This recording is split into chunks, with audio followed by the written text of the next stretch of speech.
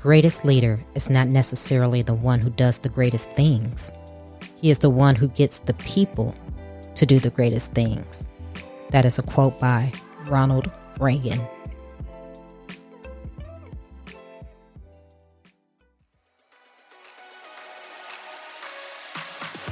Welcome to Trina Talk. This is the podcast where guests share their stories of pursuing their passions, living a fulfilled life, and empowering others. Each week, I talk with inspiring leaders, business owners, and people with amazing stories from around the world in unscripted conversations as they share their successes and failures. This podcast is all about empowering you to keep striving in your personal and professional life. I am your host, Trina L. Martin. If you've been watching the news these days, you will see that cyber attacks are on the rise, and some of the biggest companies are being taken over by hackers. If you are a small or medium-sized business, you cannot afford to not operate securely. With Trina L. Martin Technology Consulting, we will help you use secure communication technologies so that you can communicate securely with your clients, customers, and employees while maintaining productivity and profitability. If you're ready to elevate your business operations, please reach out to me at nextlevel@trinalmartin.com. Welcome to episode 139. The topic of this week's episode is the upside of failure. My guest this week is Tiana Sanchez. Tiana is an Amazon #1 best-selling author and the CEO of an organization, training, and development firm in South California. For over 17 years, she has served innovative companies across the U.S. and has delivered keynote presentations to top leaders in corporate and higher education. Since 2012, she has delivered engaging presentations on topics like the upside of failure, the failure of leadership to largely diverse audiences across the U.S. with a core message on resiliency and equality. Tiana was the recipient of the 2018 Women of Distinction Award for promoting equality for women and girls everywhere. In her spare time, she is the curator and host of the global podcast, Like a Real Boss, that has inspired listeners in over 70 countries. Good morning, Tiana. Welcome to Trina Talk. Thank you for having me. Good morning. You know, I am so glad that you took time out of your busy day to be with me.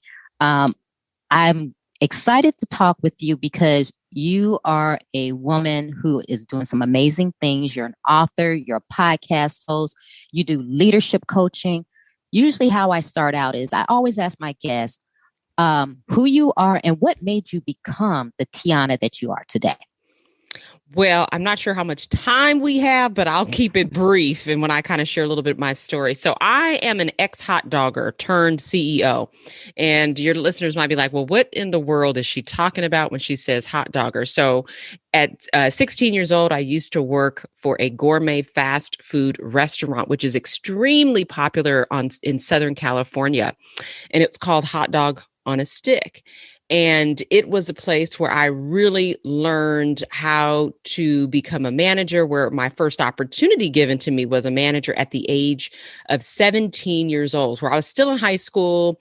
I was graduating maybe a few months later after I was promoted to a manager.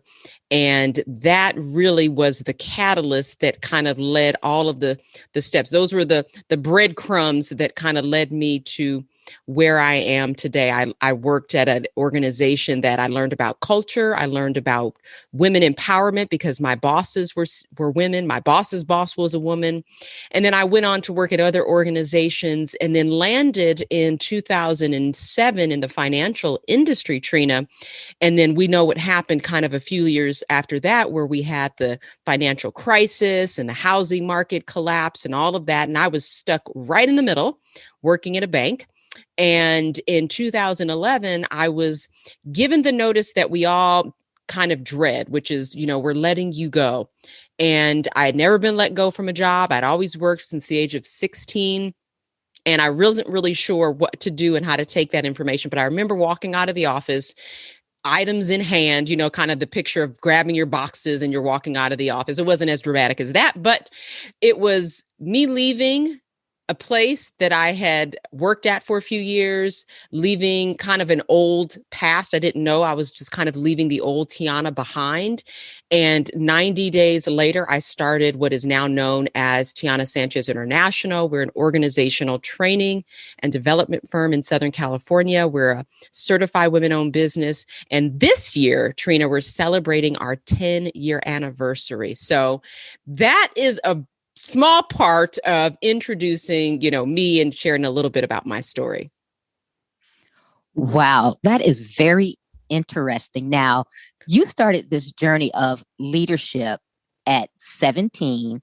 You went into the financial industry and now you're a CEO. So tell the listeners how that journey to CEO went, because like you said, you were given that notice of, okay, we have to let you go.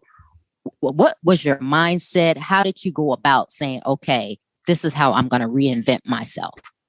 Well, first, I had never thought ever about owning my own business. That was never a thought. I didn't come from a family that, started businesses or was very entrepreneurial. I came from a 2-parent household. Mom and dad worked. Dad worked primarily blue collar worker as a machinist. Mom worked at home, but then took administrative secretarial jobs. So the idea of starting a business never really entered my mind. So I don't know what kind of boldness was planted in me from my ancestors, but it served its purpose. So it wasn't part of the plan initially, but I will say, if we backed up a year prior to 2011, so 2011 was when I received the notice, we're letting you go. But it was in 2010 that I started getting this little nudge of something else. I don't know where it came from exactly. I think partly due to the environment that I was in. Sometimes I think divine intervention will happen. And it was very toxic, the work environment that I was in. There was just a lot of different things going on. And I started investigating other career opportunities. Like I didn't really know what I was looking for, but I just kind of was toggling around on the Goog and was looking through different things. And I started this idea of coaching kind of kept coming up on my screen, and it was kind of at a time where coaching was fairly new. I mean, coaching in itself is not new, but the idea of having a career around coaching was still somewhat new.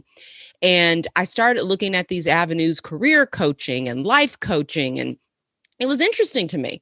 So then a year later, 2011, get the notice, get laid off. 90 days later, I started a coaching practice, and it was Professional Coaching Services was the original name of the business in 2011. And it was based upon all of my years of experience. I had thought about what did I do and what did I do well for the majority of my career? So you may have listeners that are thinking, well, how do I know if I'm ready to start a new career path? And it was really pulling from places that I had felt accomplished, that I had done well and had done it before. It was demonstrated skill. It was a competency. And so I had started at the age of 17, and I had always managed, I had always hired and trained and coached, and I loved that. And I said, oh, well, remember that little coaching I was looking at a year ago? That could be the way. And that is what started it, and started the coaching business, and not having any clue on how to really get into the business. I learned through trial and error, through mentors, through diving at every webinar, every class I can get my hands on. I attended, became certified through an accelerated coaching program. And that was, again, the beginning part, but it was never a thought. It was never a dream. I wanted to own my own business at all.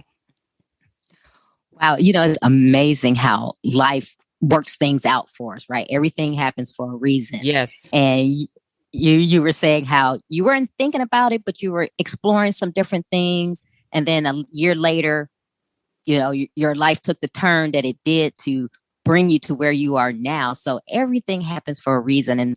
And that's what I think we all should look at our lives and not think of, oh, this is such a bad time or I'm a failure, but it's going to work out somehow for our good. Now, with you taking that path, and I'm pretty sure in your career from 17 to now, you have seen good leadership and poor leadership.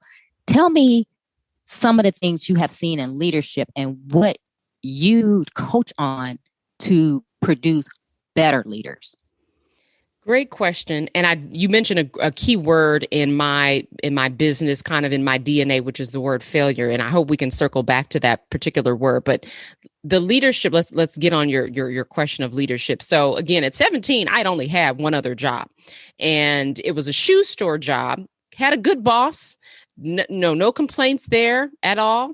My only other second job was this gourmet fast food restaurant. And I ended up working there for almost 8 years. So when you think about this was my second job, I don't think I've ever worked at any other place other than my business for that length of time. So I was planted there. I learned so much. So they really shaped what I understood leadership to be. It set the tone for what I expected. And I'll describe what I expected. In leadership at that age, what I expected was there are female leaders. So in the company that I worked for, about 80 to 90% female employees. Like I said, my boss was a female, my boss's boss, and the CEO of the company was a female. So in my 7 years, almost 8 years of working at this company, that's what I saw. So for me, in any other career job I ever had, I expected, there's going to be women leaders. There's going to be female leaders, because that was what I saw. And I was also one. I was managing. I also understood it was a family-owned business. And so there was this relational type of leadership weaved throughout the culture. So one of the things that we're seeing now today is this, kind of relational versus transactional type of leadership. Transactional meaning, Trina, very task-driven, very, let's say numbers-driven, budget, managing task processes and things of that nature, which we need. But then there's the relational side, which is building the rapport, building and establishing trust, focusing on human beings and not on human doings. And so there's this, kind of this dichotomy between relational and transactional leaders. And so through this company, again, at 17 years old, I was learning the importance of establishing this relationship with employees and not seeing employees as numbers, as units, as output, but really as people. And that would be something I would say that throughout my career, I've had to continue to evolve in and learn and grow. So in leadership today, what I'm seeing across the board are a couple of things. So we have leaders that when I look at leadership in terms of traits and what are some really key characteristics, transparency is definitely top of my list. I think there's cautious transparency. I think that people feel jaded. They feel dismissed and ignored when information is not shared with them. So I think that's one. I think, again, that relational type of leadership is also important. But here's a third one that I've been really diving into. And our firm last year, Trina, published an ebook on the subject, and it's called Conscious Leadership. And the idea of conscious leadership is not only being intentional and being strategic in your approach, but it's having this awareness about what is going on in your organization, but also related to equitable practices. So there's this awakening, and actually the white paper is called The Awakening, The Rise of the Conscious Leader. It's understanding that your role as a leader is to ensure that there are equitable practices, that we are making, that we're not just having anti-discrimination policies, but that we're actually promoting equity. There's two different things. So there's this other idea of conscious leadership that I'm really focusing on to help leaders within organizations get on center stage to really take action toward this and not just check the box and not just go through the motions, but really be accountable for their role as leaders. I love that. And we're going to delve into that because I'm really loving what you're saying about being a conscious leader, because I have worked for some major corporations, and just like you, I'm doing leadership coaching because there were things in my life that I saw that I didn't like, and being in the military. But being a conscious leader, that I love that title or name, however you want to phrase it, because so many times, like you were saying, people are hired and boss looks at them for just checking the boxes. Oh, they fit this seat. They fit this criteria, but they're not really being conscious in their leadership as far as developing that person. And that's something that I see is really lacking. And just tell me how you go about helping your clients and letting them see the difference between, like you said, the relational, the transactional, and the conscious leader. Yes. So the method that we use, and everything that I use, I usually will assess kind of a leader's effectiveness as a leader. But let me go back to define a little bit about conscious leadership, because our belief is that the future of our workforce rests on the perspective and action of its leaders. Who they are and what they do and how they lead matters. And so it's not that conscious leaders magically appear. It's that they rise. So there's leaders, there's people in leadership roles today that are evolving, that are rising up to the occasion to learn, to train, to learn again, to teach. And these leaders are fighting back, are fighting against resistance. They're promoting equity. They're increasing opportunity, and they're optimizing human capital.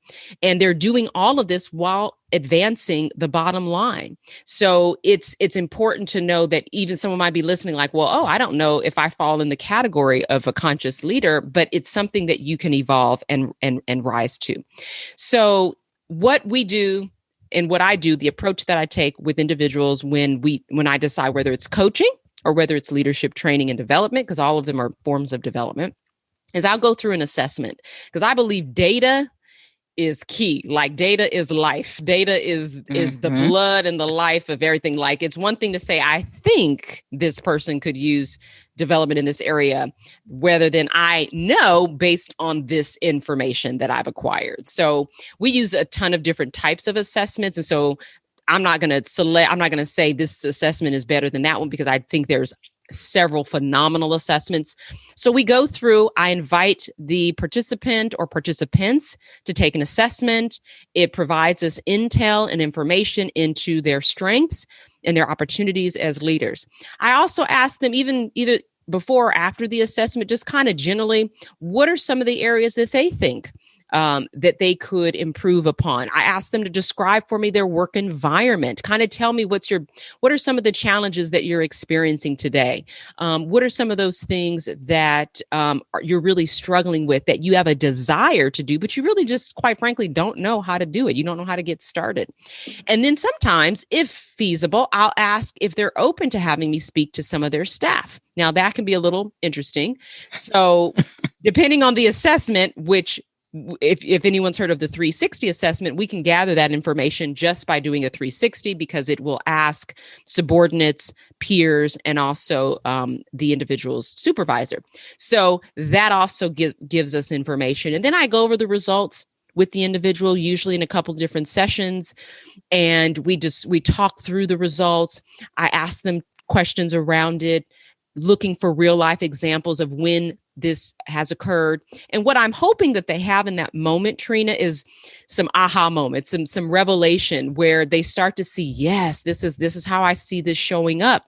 This is how I can see how this might be perceived differently in a work environment. So there's usually this enlightening, again, the light bulb kind of goes off in these sessions. And from there, that's when we determine what kind of goals we'd like to set. We don't start the coaching or the goal setting or working toward anything until we fully understood where we are, because we have to understand where we are so we know where we're going, and then how we're going to get there.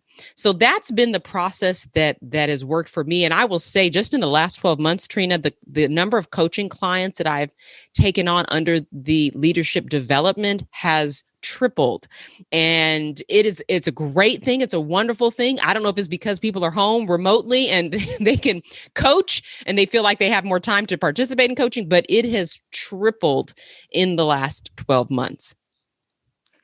And that's amazing. As you say that, I'm thinking, do you think your clientele has tripled because of the pandemic and people being at home and people having to lead differently and things have been coming to light as far as just the whole way of the world now, well, at least the United States, as what we're seeing as far as the inclusion and the diversity that is really now a thing? Do you think that's why?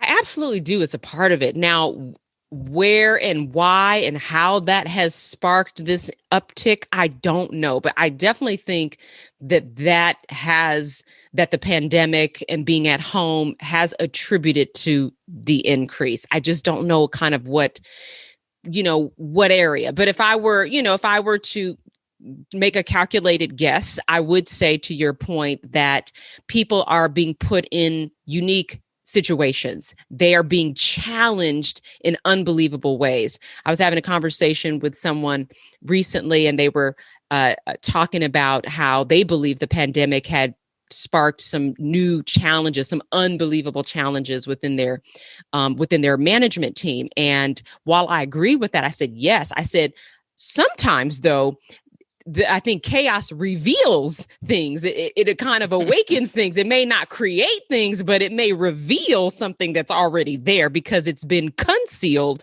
by comfortable work environments. It's been concealed by, we kind of operate sometimes on the surface. We tiptoe around issues. We smile at our colleagues and we're like, okay, I only got to see you for 6 hours, 7 hours, and I get to go home. Now we're on Zoom, meeting after meeting after meeting. We're in these tight, spaces, even though it's not in person, and it's creating all of these interesting dynamics, I think. So I do feel that, people are experiencing these, again, unique situations, because I don't think the budgets have changed, because usually that will be the first thing. It's like, oh, I'm not sure if we have a budget for this, because as a facilitator and a trainer, that is always like the line item for professional development is always the first line to get cut. It's always, I don't know if we have a budget for this. And I'm like, you do realize that your assets are your number one people. And if you don't have a budget for this, you really shouldn't have a budget for anything else.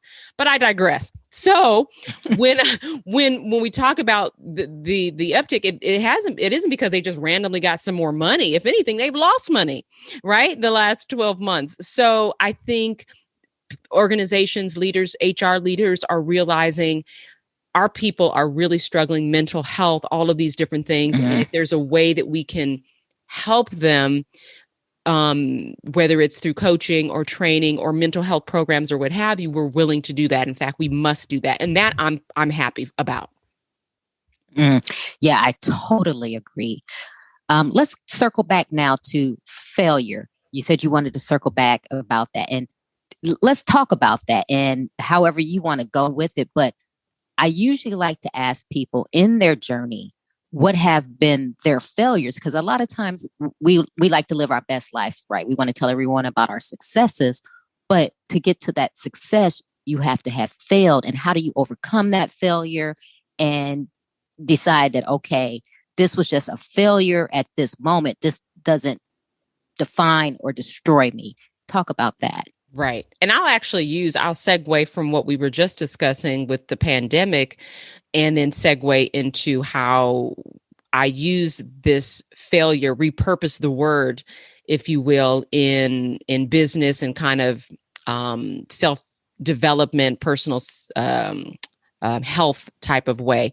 So a lot of companies, again, we recognize have had a really, really rough, tough year to where they've had to close their doors. I have a good friend of mine and her husband started a beautiful cafe shop called South LA Cafe in California, like early I want to say January 2020 or late 2019, thriving. They're doing great. I had known her and her husband for several years. And so they were excited. I mean, it was really in the heart of Los Angeles. A lot of people were, questioning whether or not, hey, is this going to work here? And they were like, against all odds, beautiful location inside and out. A few months later, pandemic hit, right? And it was just instant change. And they were concerned that they were going to have to close their doors. Fortunately, the community rallied around them and they've been able to stay open. They actually been on the Ellen Show. They've been raising awareness in the community. They do all these phenomenal things. But I bring that up for this reason, because in that moment when pandemic hit, and pandemic for you could be any unexpected life-changing event that you did not have planned out, right? You had a goal in mind. We entered 2020 like, hey, hashtag Vision 2020, right? We were all live and lit and excited. And then all of a sudden it was like, the brakes hit. What's going on? And so any kind of unexpected event, life event, thing that happens where you didn't expect it, it did not go the way you anticipated. I look at that as an experience of a failure. And for me, I define failure different. So if you have a goal in mind, in the plan in place, it did not happen the way you intended it to happen in that way, that could be defined as experiencing a failure. It failed to happen the way that I intended it, right? That's one definition that I use. So in that example, in that moment, we have to ask ourselves some questions. It's like, why did I experience this particular failure? Was it something that I did? Was it a lack of action or inaction, distraction, or lack of direction? Those are the three kind of caveats. A lack of inaction, something I was supposed to do that I didn't. Distraction, there was something that took my focus away and I got caught up in something. Or a lack of direction. Well, I'm here and I don't know what to do. And I think it's that third kind of area that a lot of us found ourselves in with this last year of the pandemic. It's like, I'm here and it wasn't my fault, but I don't know what to do. And I don't know where to go from here. And I'm very intentional, Trina, about using the word experience, because like you said, it's not a place of permanency. Experience, if we can think about it, right? And experience is what? It's something that ebbs and flows. It comes and goes. It's not permanent, right? So I like to use the word experience. But when you say I have failed, you're now taking possession of something. You're now owning something. And I don't know about you, but I don't want to own failure. I don't want to possess failure. Like, that's not mine. I don't want to keep that. So I am very intentional about using that word experience, to the point where even if let's say my head hurts, you will never hear Tiana say, I have a headache. I'll say, I'm experiencing a headache, because in my mind, that headache is going to go away and it's not permanent. It's not mine. So I'm very careful on the words. So when you go through and ask yourself those three questions, when you experience a failure, is it a lack of inaction, distraction, or lack of direction? Then it really dictates the path forward. And so for this, and I'm using the example of my friend because they're just a phenomenal couple and I love what they're doing. Let's say it was the third, lack of direction. I really don't know what I'm supposed to do and where I'm to go from here, let's say. Well, then you kind of figure out what would be some natural solutions. Then you can figure, well, how do I pick myself? Maybe we're not going to look like how I thought we were going to look like in the beginning. They were going to be a cafe. Now they're a hub for food giveaways. They feed people within the community. They have an outreach program that they do, I want to say twice a week. They are doing some incredible, amazing things that honestly, if the pandemic did not hit, would they be doing that? Maybe that was part of their plan. Maybe it wasn't, but it certainly accelerated the process and it is helping thousands upon thousands of people. So the failures that we experience in life, again, I believe are opportunities to teach us something. They teach us, they help us grow, and sometimes they can even motivate us if we let them. And I heard this, and I can't take credit for this, but I know someone said it somewhere. They said, failure is only failure if you fail to learn from it. Oh, yeah. That is a great quote, because that's all about how you handle it and what you think about it, like you said. And I love how you said you reframe your talk. You're not saying, oh, I have failed. Oh, okay, I experienced failure with this thing here. That doesn't mean your life is over or, you're at a point that you can't recover. And the example that you gave of your friends and how, they wanted to be a cafe. Now they've changed to being of service in a different kind of way of feeding people, which is amazing. But I mean, in your book, you have your book, The Upside of Failure. Do you talk about some of those things in your book? Go ahead and tell us more about that. Yes, I do actually. And the book was what came out of, and it's so funny because, they say, your mess will turn into your message. And I do truly believe that, your test will be your testimony. And I think everybody has a story, everybody has a book, everybody has something in them. And this was written at a time that I was very still early in my business. I had been maybe 4-5 years in my coaching business, right? Remember, I had started it in 2011 after being laid off in the financial industry. And, when you start a business, you're not always thriving in the very beginning. You're not in the black, you're in the red, they say, for the first few years. And there were moments where I questioned whether or not this was the right decision, right? And whether or not I should have gone this route, to the point where after I started my business, I actually started applying to jobs again. I started interviewing at banks. And I remember going into this one interview and sitting there crossing. Now, I was the kind of person that could always ace an interview. I was just really, sharp, polished. I felt good. I knew because I used to interview people. I was a manager too. So I knew. And I remember going to this interview and the gentleman across from me was interviewing me and sitting there, and I was answering the questions. I could hear myself answering the questions, but somehow I didn't have any passion behind the responses. I was just kind of going through the motions, and I was actually looking across the table and I could see this person's face, and I think he was feeling the same thing. And I remember walking out of that office, I said, no, I was like, I can't do this anymore.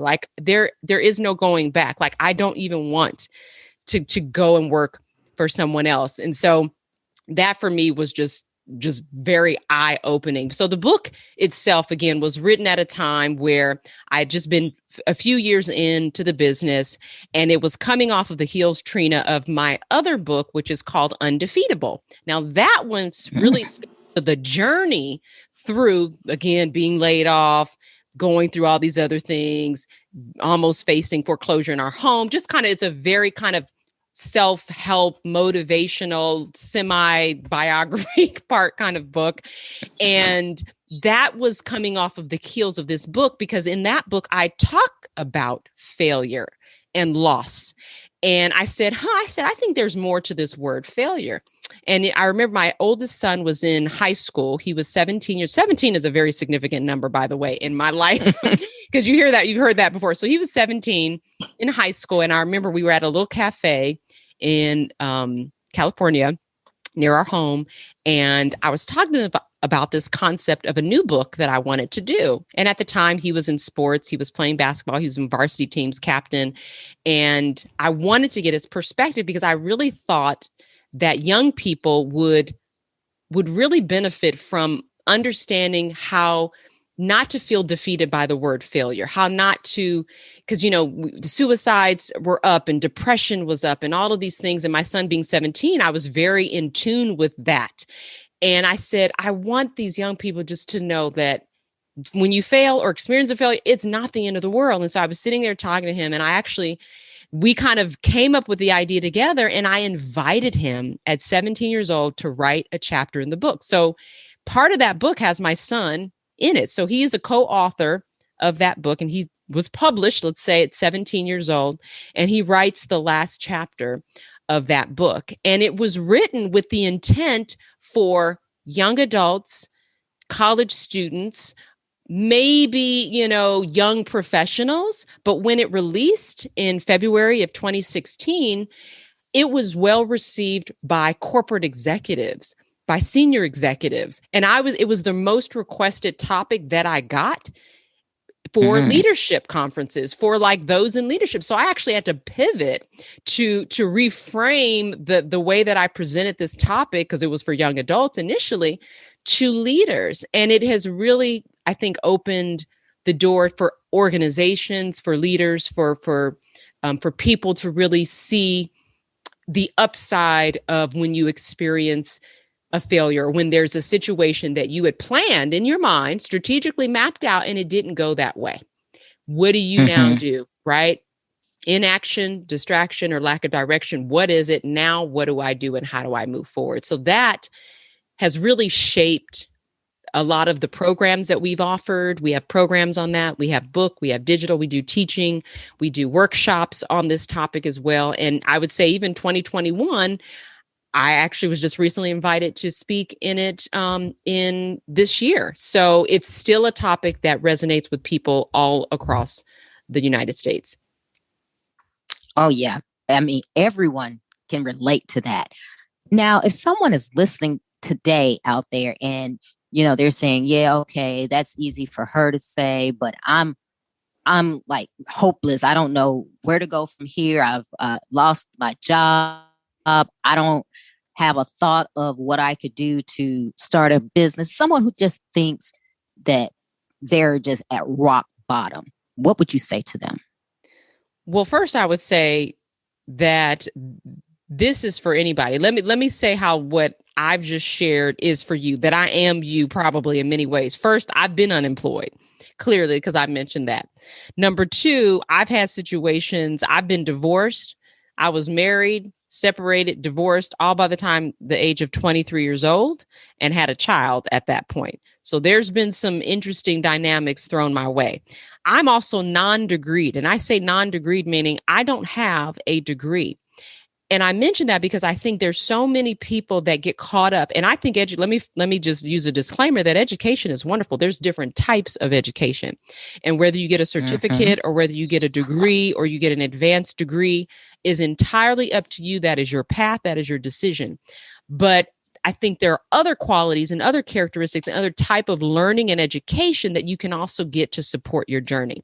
So if someone's listening and say, well, I don't know if that works for me, and I'm here and I'm there. I've been homeless at a point. I've slept in my car. I've, again, like I said, faced foreclosure at one point, had been in an abusive relationship years ago. This is not a perfect story. And I don't think any of us have perfect stories. But if you walk away from anything, know that you can do it. Will it look like Tiana's path? Probably not, because you're different. You got a whole different situation going on, but there is a path forward for you. You just got to take it step by step, figure out first, what is it that I want to accomplish, right? Where am I right now? Okay. In respect to getting what I want to accomplish, and how am I going to get there? And sometimes it's the how, where you recognize that I need to align myself with other people. No one gets anywhere by themselves.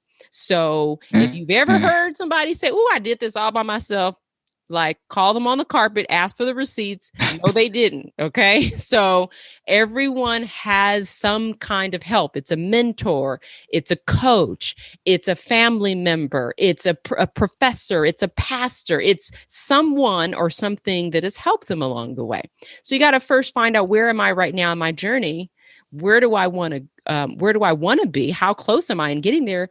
How am I going to get there? Who do I need to support me in getting there? And once you can answer those kind of basic questions about yourself, then you're on your path. I do this exercise in my book, Trina. It's actually in the Undefeatable book, which is the first book. And I have the folks in the book. It's like a workbook book, but it's, they can draw in it and write in it. But I say, get a piece of paper. I say, draw a line down the middle.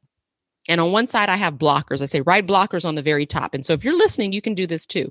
On the other side, I say, write the word builders. Okay, so we have blockers on one, builders on other, and a line down the middle. So I always think, what is it like if someone they have a goal or they're looking to achieve something? I'm like, okay, well, what's blocking you from achieving that goal? Oh, I want to start my own business. I want to go back to school. I want to, work at a X, Y, and Z company. Okay, what are those things that are blocking you? And you'll find people will say different things. Time, money. I got kids and I don't have a babysitter, and very valid things. I'm not minimizing any of these things that typically block. And then I say, okay, well, keep that list there. And then I want you to go to the other side. I want you to write the things. What are the builders? What are the things that you already have that can help you, that can, move you toward achieving your goal. And then what we find is we start to see that it's not necessarily the tangible things that they have, but it's the intangibles. Like, let's say I have ambition. I have, maybe it's a family member. Sometimes it is tangibles. Maybe I have a family member that can help, I have, a grant that, is going to allow me to go to school. I have a company currently that I work for that's going to pay my education, educational reimbursement.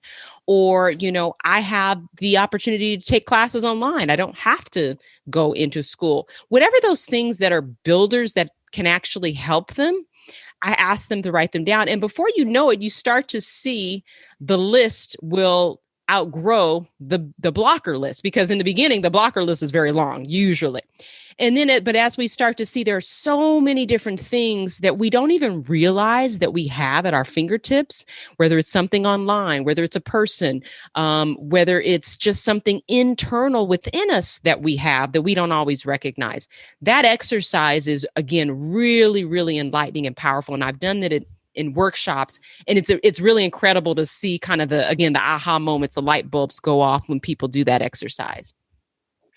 Oh yeah, because I'm pretty sure that makes them look at themselves and what they have in a way that they've never done it before. Right. And it makes you say, oh, okay, I didn't know I had this resource. I didn't know I could do it this way instead of that way. So that's something I really like that. And I like the fact that you make people put it on paper, because it's just like they say, you write it down, and it's something with the writing and putting it on paper that make you just really tune in instead of just thinking it.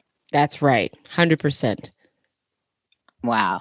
I love talking to you, and we could talk about this forever, but we're going to segue into our questions, because I have so many more things, but we don't want to make this a 2-hour show. So we're gonna segue into our questions. Are you ready for them? Yes, I am. Fire away. Okay. Who or what motivates you?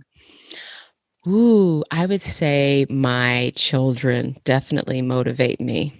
Yes, my children. I have 2 boys. I have an 11-year-old, soon to be 12, and I have a 22-year-old, soon to be 23. Wow. Yes. Wow. Okay. What demotivates you? Oh, gosh. What demotivates me is...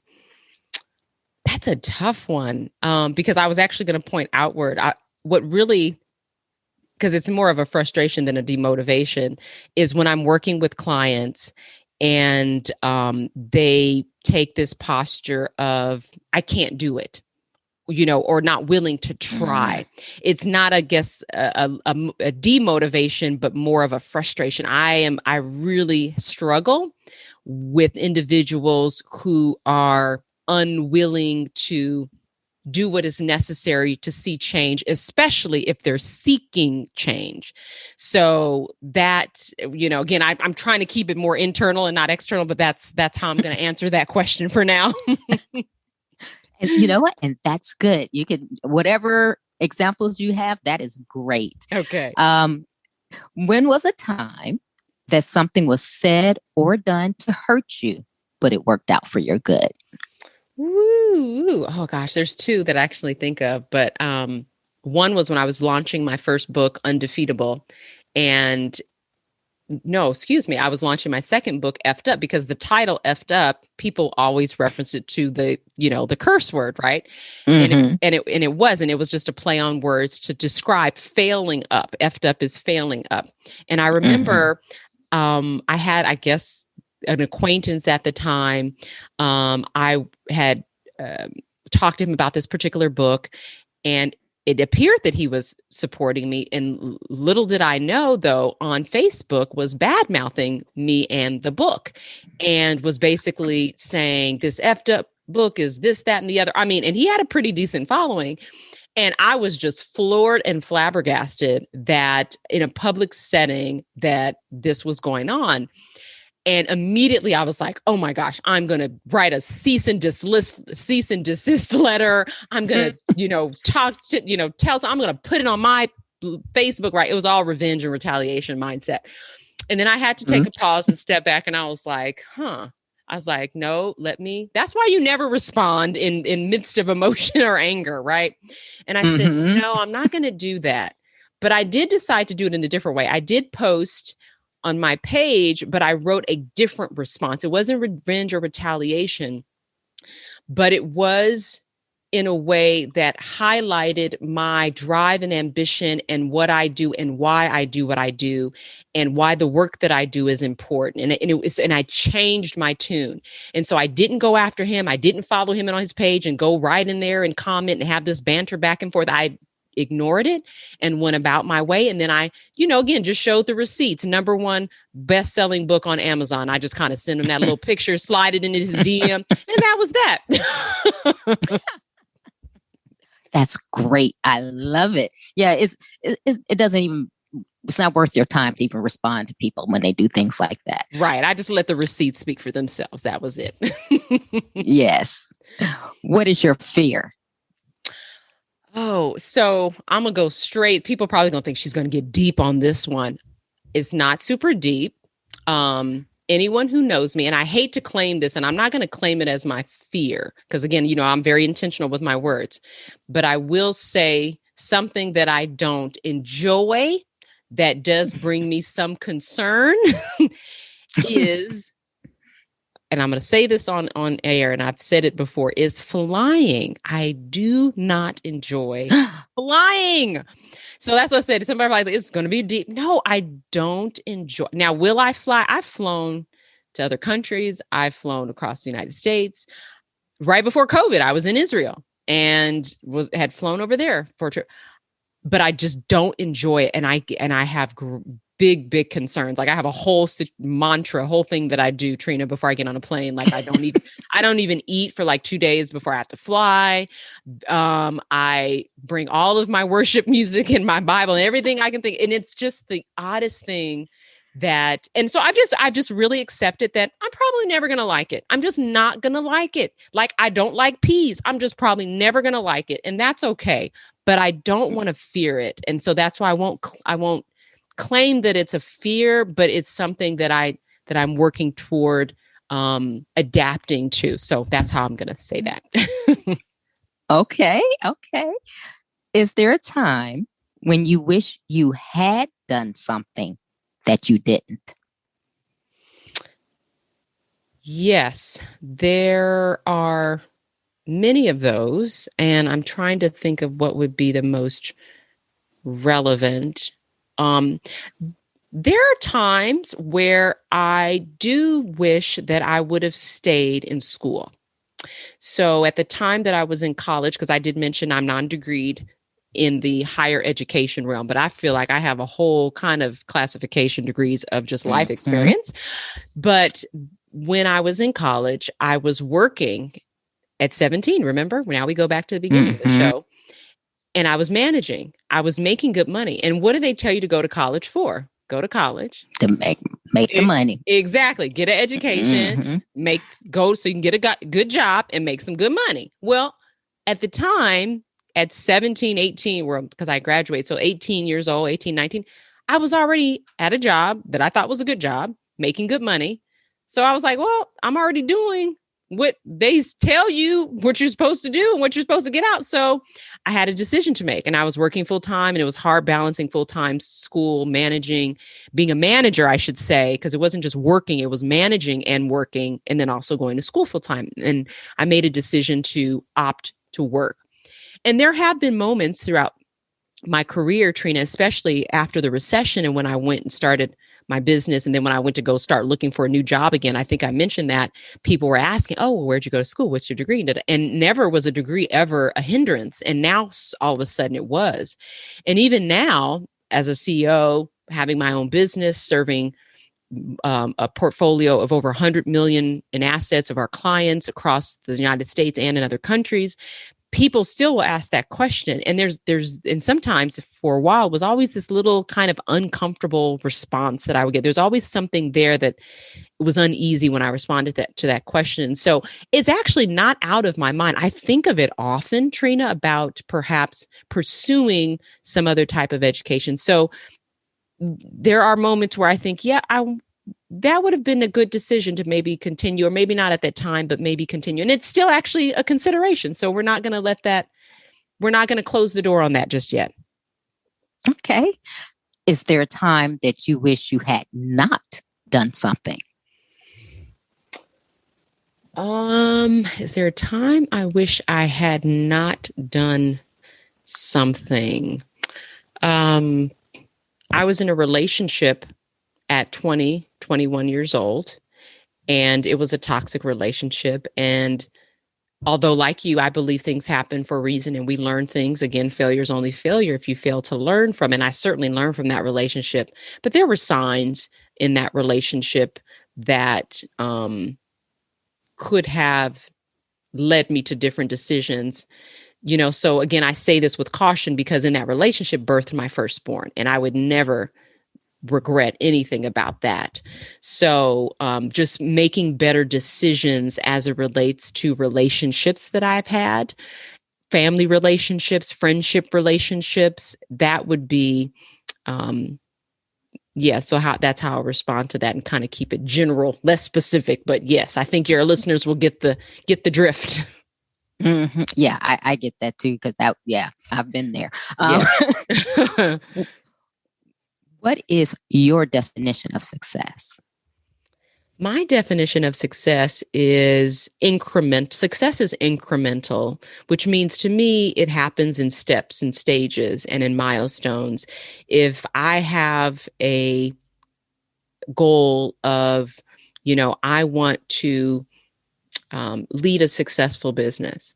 Well, that's not a one-time event. There are several steps and stages and milestones along that way, and each one of them is it should be celebrated as a success. When I wake up in the morning, I could have slept in, or I could have said, you know what, I'd give up today, but I woke up amidst everything, amidst depression, amidst frustration, amidst whatever. Guess what? That was a success. And that's how I look at it. But I certainly key in on incremental, because I think we get so caught up in success being a one-time event. Oh, when I get this accolade, I'm successful. When I reach this place, I'm successful. But I think it's incremental, and it happens in steps and stages and milestones, and that we should celebrate each one along the way. Now, with you being the busy woman that you are, how do you recharge? Ooh, girl, I recharge all the time. I am very mindful of my mental health. I take naps. Yes, I did say naps. I go to bed at 8:30 every day. I'm a plant-based eater. I exercise. I recharge by, I love to laugh. So I have my favorite shows. Believe it or not, my recharging is like taking a break and catching a show on Netflix or something, or watching one of my little binge-worthy shows, or taking a walk around my community, watching a movie with some popcorn with my son, or sometimes just sleeping, just rest. I think rest, work, repeat should be on everybody's, list. You rest, you do some work, repeat. You just continue that, and adding anything else in there. I pray, I meditate, I protect my time and my energy and my health. And I am okay saying no. That is not out of my vocabulary. I know how to say it gracefully. I know how to say it respectfully, but I protect my time and, again, my health. And there are certain things that are non-negotiable for me, and I've set clear boundaries, and it's worked out for me. I love that answer. What are you awesome at? I'm awesome at developing others and listening and teaching. And I think that was started way back again when I was 17 and young. I just really I love to teach. I love to bring out the best in people, facilitate conversations, ask provocative questions. I love people feeling heard. And I feel that I'm awesome at that. I'm going to use the word that you used, awesome. And yes, that is my gift, and I receive that gift, and I operate in that, and I love it. So, what legacy do you want to leave? The legacy that I believe that I'm leaving today is a legacy of drive, of self sufficiency, of you can, if you, I don't want to say if you put your mind into anything, you can accomplish it, but essentially that the two boys that I have today, whether they decide to keep the business going or not, I think they'll see this legacy as one of a woman in pursuit of something greater, a woman who has touched thousands of people's lives through the written word, through literature, through teaching, through training, through programs, and has had a great impact on people in a positive way. And I think that's a good legacy to have.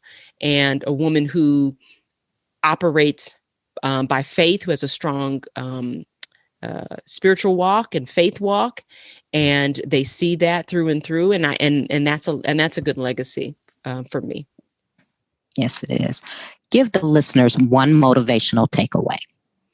So one motivational takeaway is, for me, is that I'll say it and I'll relate it to failure, is that failure is inevitable, but defeat is optional.